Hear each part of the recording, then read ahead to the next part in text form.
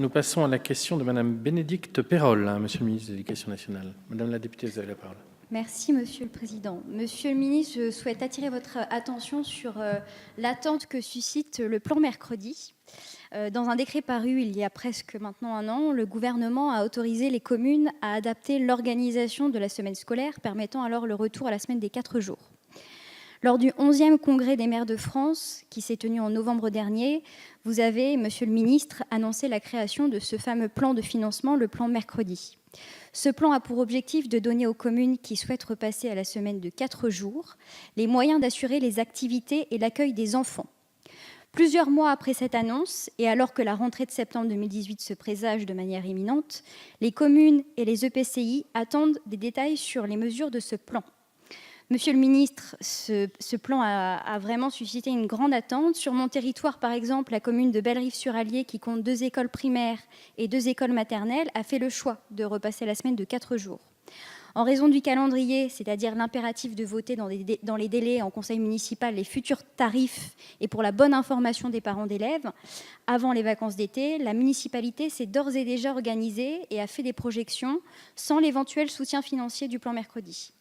Les projections que la commune a réalisées pour créer sa structure d'accueil de loisirs sans hébergement montrent qu'il est plus avantageux financièrement pour elle de ne pas conventionner avec la caisse d'allocation familiale. Or, d'après certaines déclarations récentes, il semblerait que les financements du plan Mercredi soient conditionnés à un conditionnement avec la CAF. Aussi, Monsieur le ministre, j'aurais souhaité connaître les intentions du gouvernement au sujet des modalités du plan Mercredi, en termes de moyens humains et de moyens financiers. Par exemple, savoir si les communes qui ont opéré le choix de ne pas conventionner avec la CAF pourraient bénéficier du financement ou pas du plan Mercredi, et si ce conditionnement est une condition sine qua non pour pouvoir bénéficier des financements dans le cadre de ce plan. Je vous remercie, Monsieur le ministre. Merci, Madame la députée. Monsieur le ministre, vous avez la parole.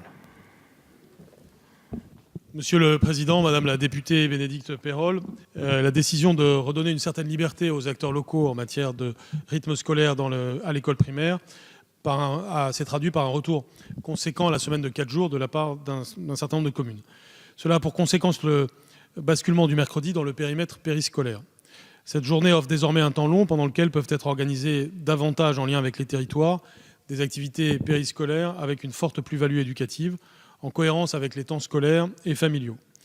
Parallèlement, un certain nombre de collectivités, indépendamment de leur organisation du temps scolaire à 4 ou à 4 jours et demi, souhaitent conserver leur projet éducatif territorial, ce qu'on appelle le PEDT, qui a produit des effets intéressants sur les territoires, notamment en termes de complémentarité éducative.